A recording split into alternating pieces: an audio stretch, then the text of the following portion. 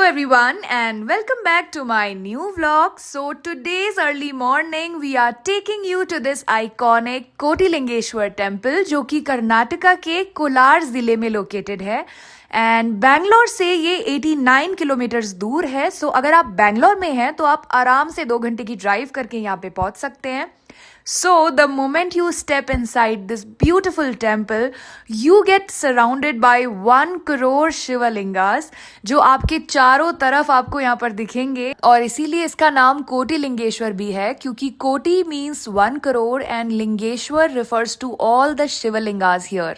And इसीलिए कोटिलिंगेश्वर को the land of 1 crore Shivalingas भी कहा जाता है. और जो ये सामने आप देख रहे हैं ये जो टॉलेस्ट सा शिवलिंग है ये एक्चुअली काफ़ी एक्सट्रीमली ह्यूज है और सामने से और भी ज़्यादा ह्यूज लगता है. एंड 108 फीट टॉल इसकी हाइट है एंड ये एशिया का लार्जेस्ट या टॉलेस्ट इसको शिवलिंगा कहा जाता है जो कि होल एशिया में सबसे टॉलेस्ट शिवलिंग है. मतलब बता नहीं सकती, आई एम जस्ट स्पीचलेस कि कैसा फील होता है, वो यहाँ पे आके ही पता चलेगा, उसके लिए कोई वर्ड्स नहीं है. सो ये प्राइमरीली तो शिव जी का ही टेम्पल है पर यहाँ पे ब्रह्मा विष्णु और महेश जी के स्टैचूज भी आपको इंडोर एरिया में मिलेंगे. कई देवियों के भी स्टैचूज हैं एंड सबके प्रेयर्स यहाँ पे चांटिंग होते रहते हैं. So it makes this place so graceful also that how every God is worshipped equally here.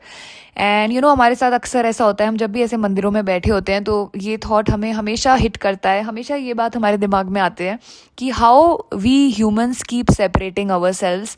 हम जो ह्यूमंस हैं हम इतने डिफरेंसेस क्रिएट कैसे कर लेते हैं एक दूसरे के बीच में, कभी कास्ट के नाम पे, कभी रिलीजन के नाम पे, कभी रिच पुअर, छोटा बड़ा बुढ़ा, इतने सारे डिफरेंसेस हमने क्रिएट कर लिए हैं कि कोई एक दूसरे से ऊपर है दूसरा नीचे है, जबकि जो गॉड जो सुप्रीम पावर है वही हमको ये मैसेज देते हैं.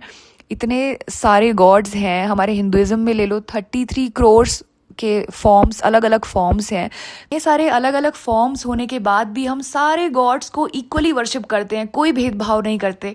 तो जब वहाँ पे हमें इतनी डाइवर्सिटी में भी यूनिटी देखने की कोशिश हम कर रहे हैं तो हम ह्यूमैनिटी में क्यों नहीं सेम रूल फॉलो कर सकते. सो ये बात बहुत हिट करती है कभी कभी. एंड मैं बस यही बोलूँगी कि आप जब भी किसी रिलीजियस प्लेस पे जाते हैं या पूजा करते हैं तो ऑब्वियसली अगर आप ये सब कर रहे हैं तो आप अपना कहीं ना कहीं आप रिलीजन मानते हैं. तो अगर आप रिलीजन को मानते हैं तो आप प्लीज़ अपने अपने जो भी आपके रिलीजन है, चाहे वो हिंदू हो, इस्लाम हो, सिख हो, तो इस्लाम में कुरान है, क्रिश्चियनिटी में बाइबल है, वैसे ही हिंदुइज्म में हमारे पास जो ओरिजिनल टेक्स्ट हैं, टीचिंग्स हैं, आप प्लीज़ उनको पढ़िए, उनको रेफ़र कीजिए क्योंकि उनसे अच्छी टीचिंग्स आपको कहीं नहीं मिलेंगी.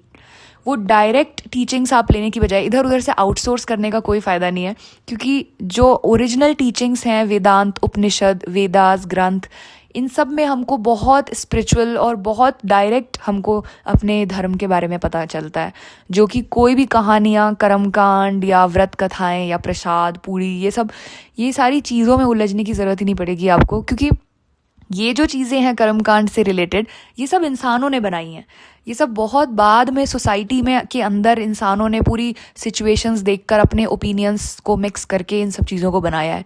तो कहीं ना कहीं ये सब इतनी प्योर नहीं है जितनी हमको वेदांत और उपनिषद में मिलेंगी. तो उनको बेसिकली श्रुति कहा जाता है. सो आप अगर श्रुति फॉलो कर लेंगे, हिंदुइज्म में श्रुतियाँ कहा जाता है. सो अक्षय तो कब से रीड कर भी रहा था ये सब उपनिषद की जो बुक्स अक्षय ने ऑर्डर की थी, तो अब मेरा भी इंटरेस्ट इनमें डेवलप हो रहा है क्योंकि ये न्यूज़ और ये पॉलिटिक्स और ये सब जगह हमने रिलीजन को इतना ट्विस्ट होते हुए देखा है कि मन नहीं करता. बट अब रिलीजन का अच्छा साइड भी देख लेना चाहिए क्योंकि अगर आप रिलीजन को प्रॉपरली फॉलो करोगे तो आपको उसके ऊपर फिर किसी की बात सुनने की ज़रूरत नहीं है क्योंकि जब आप धर्म की ही किताब आप फॉलो करके अपनी लाइफ में अप्लाई करोगे तो फिर धर्म से ऊपर तो और कुछ क्या ही हो सकता है. तो आप अपनी लाइफ को उसी तरीके से जियो जैसे कि आप अपने रिलीजन के टीचिंग्स में पढ़ते हैं. आप उनको पढ़ के अपनी लाइफ में फ्रीडम लाने की कोशिश कीजिए, अपनी लाइफ में अवेयरनेस लाने की कोशिश कीजिए ताकि आपको कोई भी ये सब चीज़ों में बातों में उलझा के बेवकूफ़ ना बनाए कि नहीं भाई ये सही है, ये गलत है, ये सही है, ये गलत है. अब सही क्या है, गलत क्या है, आपको आपका रिलीजन बता देगा, आपको आपके उपनिषद बताएंगे या आपकी कुरान बताएगी, आपकी बाइबल बताएगी. वो सब वहाँ पे ऑलरेडी बहुत अच्छे से बताया गया है कि आपको अपनी लाइफ कैसे जीनी है. बस आप उसी तरीके से अपनी लाइफ में फ्रीडम ढूंढिए, अवेयरनेस ढूंढिए, नॉलेज ढूंढिए, बाकी आपको कुछ नहीं सुनने की ज़रूरत है. Your life will be blissful. So this was all about my Kotilingeshwar vlog. Thank you for watching guys.